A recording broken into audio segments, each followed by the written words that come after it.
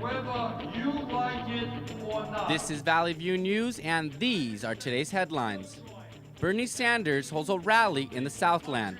I'm getting old, and I've never seen that. Hundreds are still gathering in Lake Elsinore for the Super Bloom. And a fire at an Escondido mosque may be a hate crime. Hello and welcome to Valley View News. I'm Natalia Vivino. And I'm Esteban Reynoso. A mosque in Escondido was set on fire. Police suspect it's an arson hate crime. 7 people were inside the Islamic Center of Escondido Mosque when the fire started. Lieutenant Chris Lick said graffiti was found on the building. There was a note left at the mosque. It was on the driveway parking lot portion of the mosque. No one was injured. So far, no arrests have been made. The Escondido Mosque arson comes just 10 days after the deadly terrorist attack at a Christchurch, New Zealand mosque. The Escondido graffiti even made reference to the Christchurch shootings where 49 people were killed. There was a reference in the graffiti to the event that occurred in New Zealand, and that's leading us to investigate it as a hate crime. After that mass shooting, New Zealand's government changed gun laws. All military-style semi-automatic weapons and assault rifles were banned. Also, high-capacity magazines were banned, along with parts used to convert firearms into semi-automatic weapons. 2,000 people rallied at Oregon's Capitol to support the Second Amendment. 2 businesses organized the Defend the Second Amendment rally. Oregon Senate Bill 501 would add more gun ownership regulations. We have to protect ourselves from violence and from tyranny. And that's why I will always defend the Second Amendment. The bill's supporters say it's needed to prevent gun violence. Vermont Senator Bernie Sanders has thrown his hat into the ring again to run for president. He appeared in downtown Los Angeles for a rally this weekend. Valley View News reporter Veronica Barriga was there. More than 12,000 people showed up outside of Los Angeles City Hall to hear 2020 presidential candidate and Vermont Senator Bernie Sanders. The crowd cheered as Bernie spoke out against Wall Street and special interest groups. To the private insurance companies, we say that whether you like it or not, the United States will join every other major country on earth and guarantee health care to all people as a right. Sanders supporter Michael Lindley is a veteran and the Los Angeles chapter president of Veterans for Peace.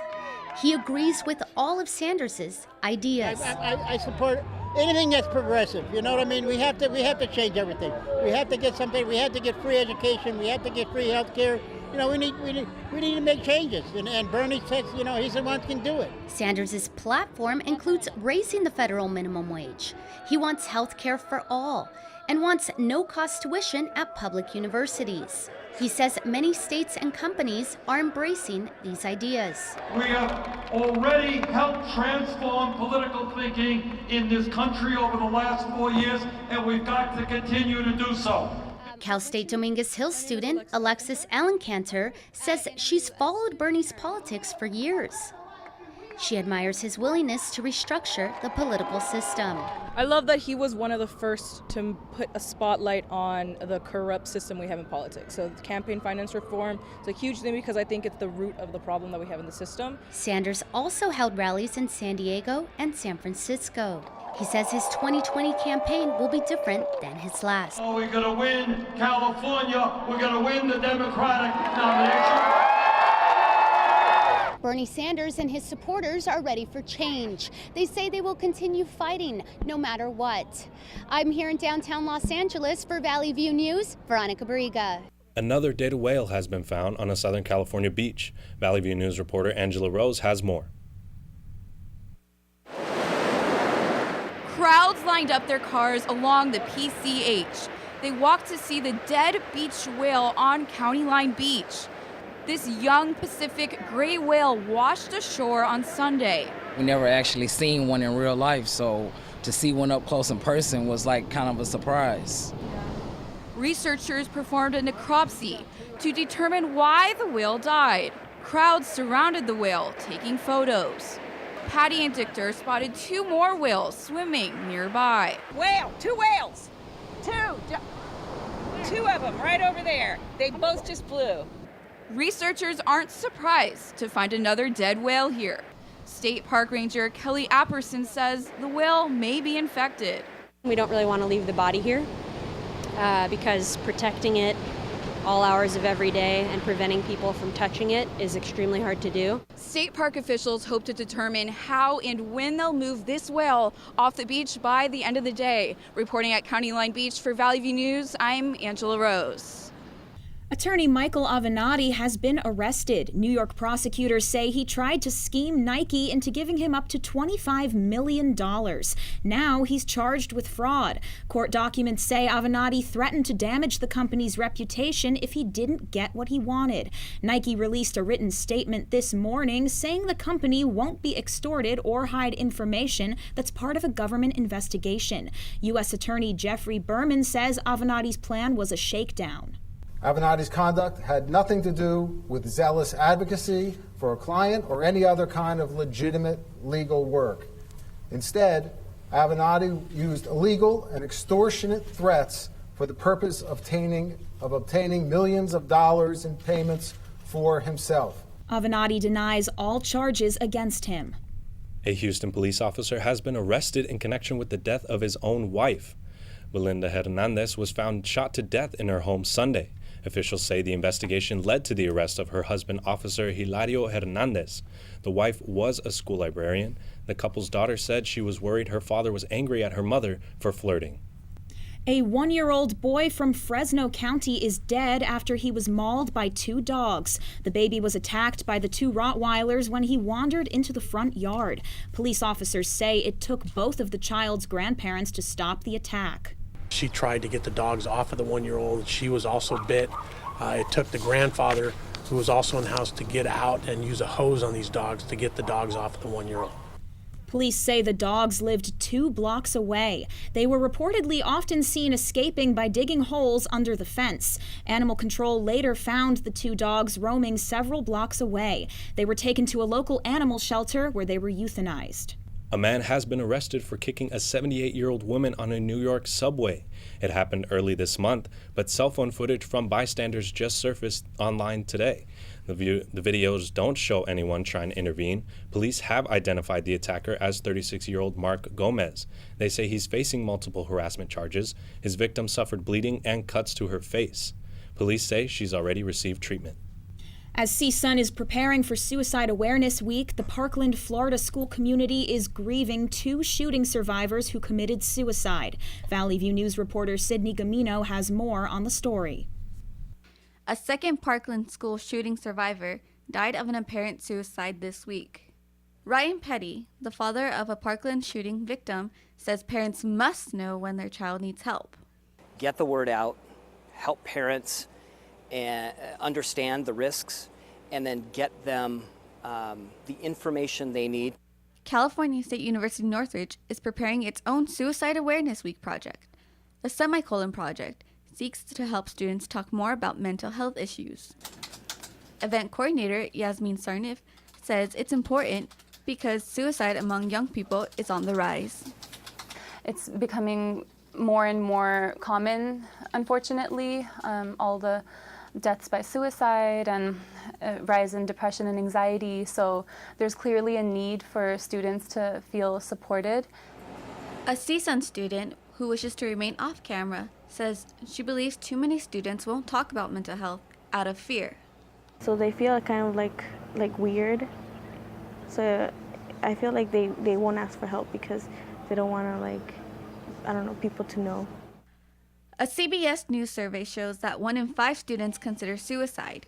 Some CSUN students say they're encouraged to go to the university offering counseling services. Reporting in Northridge for Valley View News, I'm Sydney Gamino. President Trump says the country can never let this happen to another president. He's talking about special counsel Robert Mueller's 22-month investigation into Trump's involvement in Russia's meddling in the 2016 presidential election. Mueller released the report on Friday afternoon, and on Sunday, Attorney General William Barr released a 4-page summary of Mueller's report, saying the investigation found no collusion between President Trump, his associates, and Russia. But Barr also says the Mueller report did not draw a conclusion about whether President Trump obstructed justice during the investigation. President Trump now says the investigation was an illegal takedown. To be honest, it's a shame that your president has had to go through this before I even got elected. It began. And it began illegally. And hopefully somebody's going to look at the other side. Trump tweeted yesterday that Barr's letter represented total exoneration. Now House Democrats and some Republicans are asking Barr to release the full report. House Judiciary Chairman Jerry Nadler says the president is wrong about being fully exonerated. This report does not amount to a so-called total exoneration. Special Counsel Mueller was clear that his report, quote, does not exonerate, close quote, the president. The Russian probe gave out more than 2,800 subpoenas, executed more than 500 search warrants, and resulted in 34 indictments, and cost more than $25 million in taxpayer dollars to produce. The California poppies are in bloom. Valley View News reporter Samantha Rodriguez captured the beautiful landscape at Lake Elsinore. Lake Elsinore is experiencing its first super bloom in many years. Orange poppies fill the hillsides. The super bloom is a popular tourist attraction. Hundreds of people are visiting the trails. It's also the perfect place to take pictures. I think that's what everyone's doing. I'm looking around, everyone's just like snapping away. Ernie Malero drove 2 hours to get the perfect shot. The view from the field was awesome. While many visitors were taking photos with the flowers, some just did yoga with the flowers, and others just to admire them. Illustrator Scott Brazy says he came to the super bloom to paint the poppies. He says this is a rare occasion. Getting a chance to see like a natural phenomenon like this in person and then record it, you know, how not just what it looks like through a picture, but like how I see it and how I feel about it is just like a special moment, I think. Visitors are also seeing painted ladies flying through the hillsides of Walker Canyon. Yeah, that's an extra special treat. Michelle Salmon and Gary Lynch say the migration of butterflies is what makes this super bloom special. I've lived here my whole life, which is a long time. I'm getting old, and I've never seen that, so it's really nice. As you can see, there are millions of poppies throughout the hills. The super bloom has attracted hundreds of people all over Southern California to visit the famous flowers. In Lake Elsinore, I'm Samantha Rodriguez for Valley View News. The annual mass butterfly migration that took place last week was different from years before. The orange butterflies, known as painted ladies, were seen flying all over Southern California, but proved quite hard to film. This year, the numbers were in the millions. CSUN biology professor Randy Cohen says this winter's rainfall helped plants thrive, which fueled the butterflies' transformation. Because of the rains, the larvae finished feeding, pupated, made their cocoons, and hatched, and all of a sudden they decided to migrate to cooler climates before the desert heat hits. We don't know if this spectacle will happen again next year. It all depends on the weather. And now it's time to hear from the entertainment side. Here's Bridget Creamer to tell us more about Jordan Peele's latest release. Bridget? Thanks, Natalia. Jordan Peele's highly anticipated thriller, Us, grossed $70 million during the weekend. It starred Lupito Nyong'o and Winston Duke. The couple is forced to fend off bloodthirsty clones while vacationing with their kids.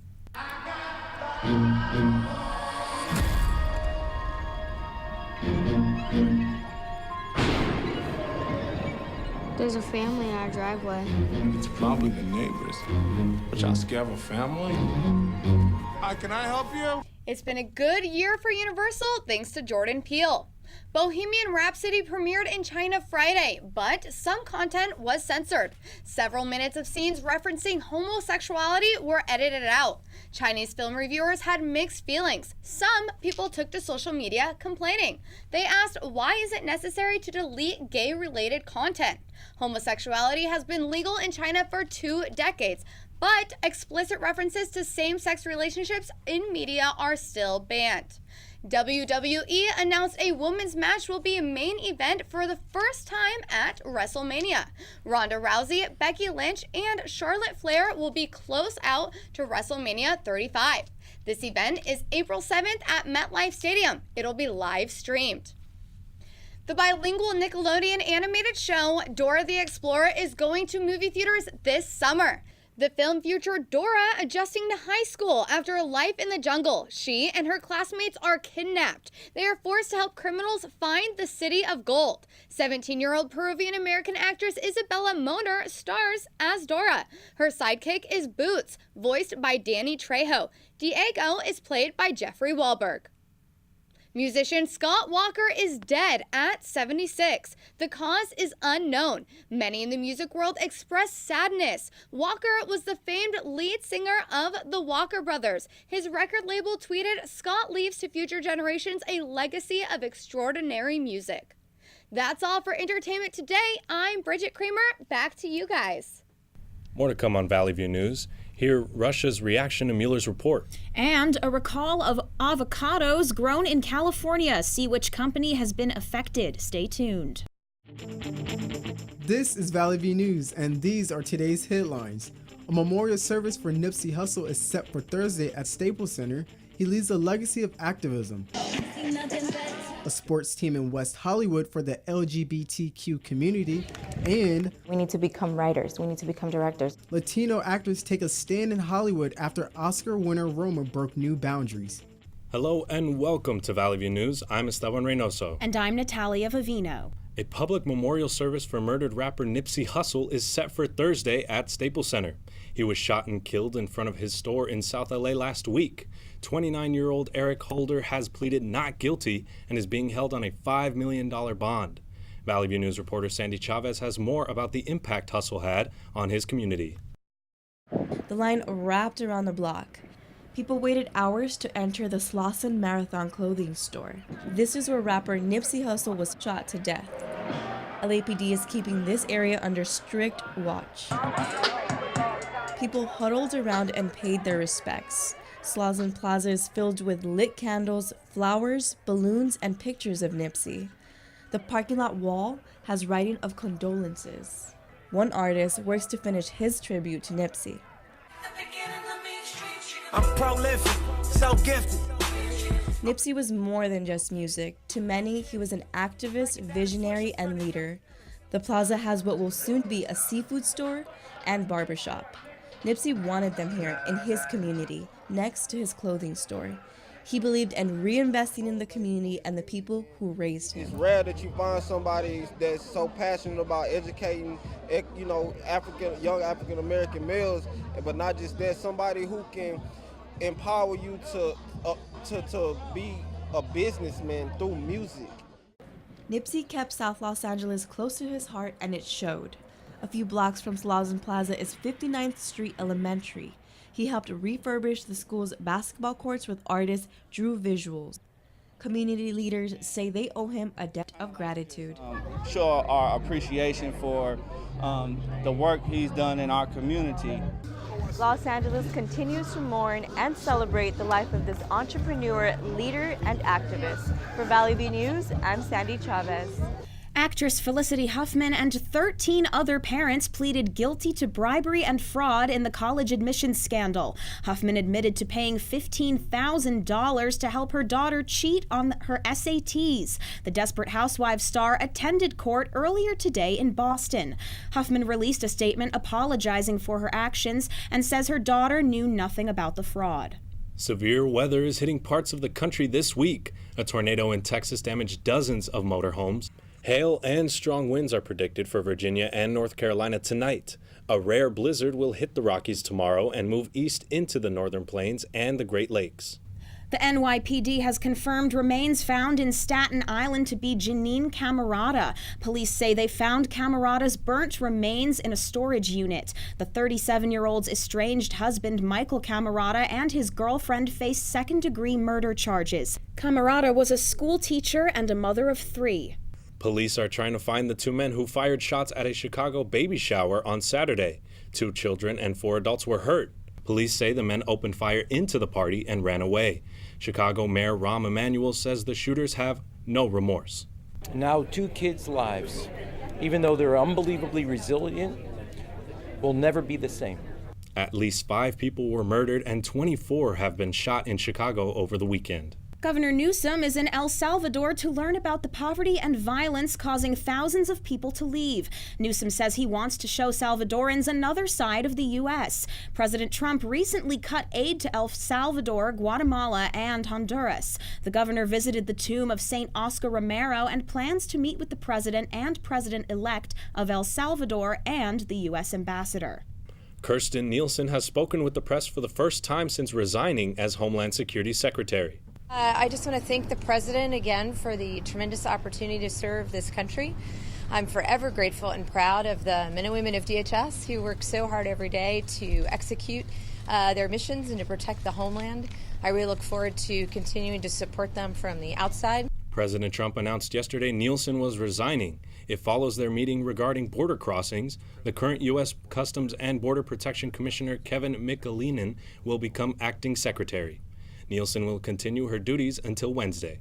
The Secret Service director is being replaced. Randolph Alice was reportedly told there would be a transition in leadership, but was asked to remain until a replacement was found. President Trump has since picked Secret Service official James Murray to take over. President Trump designates Iran's Islamic Revolutionary Guard as a terror organization. Secretary of State Mike Pompeo says it will be illegal for any American to provide IRGC members resources. I am announcing our intent to designate the Islamic Revolutionary Guard Corps, including its Quds Force, as a foreign terrorist organization in accordance with Section 219 of the Immigration and Nationality Act. This designation will take effect 1 week from today. The White House says this sends a clear message to Tehran that its support for terrorism has serious consequences. A woman from Orange County has been found safe after being kidnapped in Uganda. Kimberly Sue Endicott and her guide were on an evening game drive when they were approached by 4 men who took them at gunpoint last week. The kidnappers used her phone to demand $500,000. Former CIA operative Bob Bayer says it's hard to get the government to pay. The government will not pay ransom. It doesn't want to set that precedent, especially in the Congo, because it will encourage more kidnappings. But there's actually nothing the government can do to stop those payments, especially if it's a gang. Endicott and the guide were found in the Democratic Republic of Congo. Officials say they weren't hurt. The kidnappers haven't been found. The LGBTQ community's athletic abilities were on full display this weekend.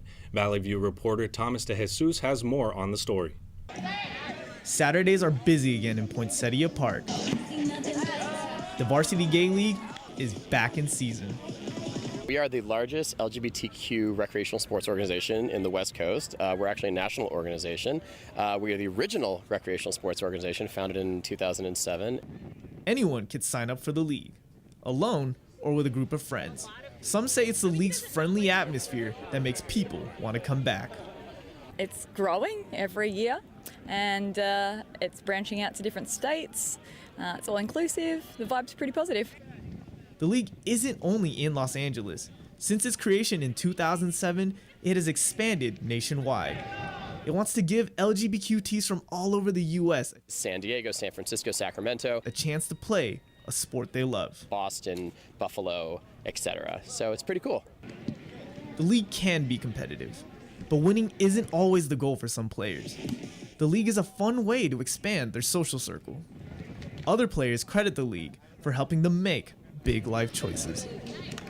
One of my teammates was like, oh, you should do web development instead. And I was like, cool, and kind of changed my career trajectory. So that's been pretty big, aside from just the social aspect of it. Sports is a powerful tool to use when trying to bring a community together. The Varsity Gay League will continue to use this tool for many more seasons to come. In West Hollywood, I'm Thomas De Jesus, Valley View News. Hollywood's lack of diversity has taken a toll on Latino actors. Valley View News reporter Cristina Rodriguez says they're now demanding bigger roles in TV and film. The Oscar-winning film Roma may have started a new era for Latinos in Hollywood. Some Latino actors are taking a stand on the difficulties they face being cast for lead roles. Actress Elizabeth Ruiz explained her experience during an interview at the Los Angeles SAG-AFTRA headquarters. I've always loved being in front of the camera, but I officially started acting about, I want to say like 5 years ago. When I got my first little gig in an independent film. Ruiz says it's the perfect time for Latin women to fight for more fulfilling roles in Hollywood. She says the Me Too movement has opened new doors. You can see more of Ruiz in the Netflix series Unsolved. We need to become writers. We need to become directors. We need to start our own production companies, because if you sit here and expect for somebody to give you a chance, you could wait forever. I was literally right place, right time. I got approached. Guy said, "You want to be in a commercial?" Actor Noel G from Fast and the Furious says if he didn't take a gangster role in 1999, he wouldn't be who he is today. The role led to more work with major stars. They in turn helped him grow into the film director and producer he is now. Starting to branch out because I love actors like Tom Hanks, who could play different roles, Joe Pesci, who could play different roles, Denzel Washington. Noel says he has the best job in the world. He travels as a motivational speaker when not directing or producing. Take whatever role you can, whether it be big or small.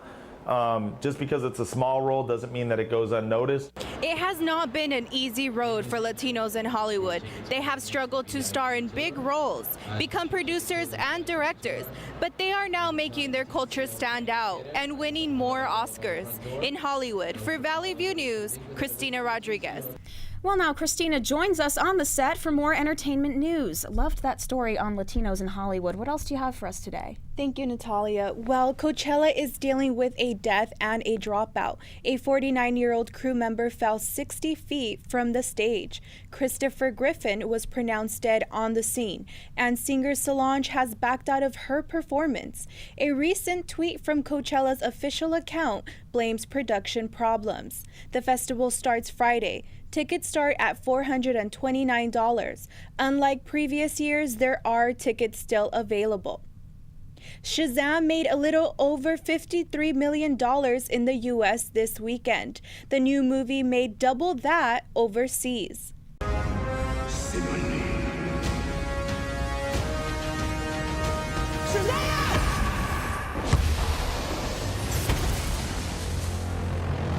Pet Sematari's remake has also been getting good reviews. It made around $25 million. The two movies made Dumbo fall to third and Us fell to fourth.